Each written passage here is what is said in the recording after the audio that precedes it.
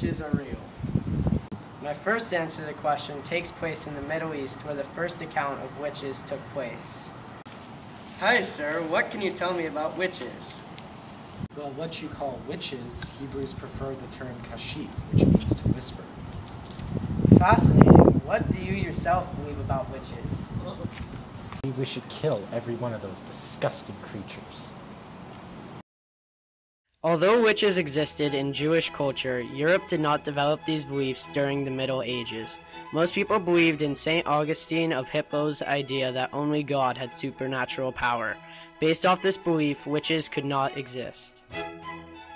However, a sect of Christianity called the Catholics believed Satan may also possess some of these powers, and could give some powers to witches. With the rising concerns in witchcraft, Pope Innocent VIII told Jacob Springer and Heinrich Kramer to investigate. The end result was the Maleficarum, which stated that witches in fact did exist. In this fictional debate, Pope Innocent VIII and St. Augustine of Hippo discussed the existence of witches. God is the only one with supernatural powers, therefore how can witches exist? But how do you explain the bad crop season, and do you think the moles on witches' body are normal? Clearly they are interactions between evil spirits. Quit being such a pagan, you overweight excuse for a pope. Who are you calling fat? You're from a town called Hippo. Whoa, whoa, whoa! Calm down. After the Protestant Reformation, deaths from witch hunts became more and more popular. This new interest in witches could even be seen in Shakespeare's play Macbeth, where he references witches. Soon more and more witch executions took place, especially in Germany and France, where it was harder for the accused to prove their innocence. Most targets in these cases were women due to the Malleus Maleficarum stating that all wickedness is but little to the wickedness of a woman. Those accused of witchcraft were dealt unbearable pain by a plethora of torture techniques and devices. To name a few, there were denailing devices in which a victim's nails were forcibly driven out with heated pliers and skewers. The ducking stool also served as another method of interrogation in which accused witches were submerged in water until confession, in which they would be executed.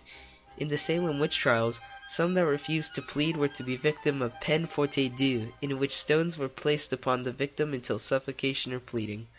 The Church did not condemn the practice of torture, and even found loopholes to carry out torture. Throughout the witch hunts, witches were executed primarily in early modern Europe, but also took place in Salem, Massachusetts in the late 17th century.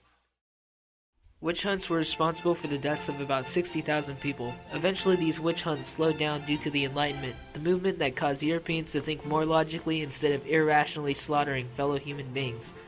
Unfortunately, witch hunts still exist today in places like South Africa, Tanzania, Zimbabwe, Congo, and Kenya, where so-called witches are forced to flee or are killed due to false accusations.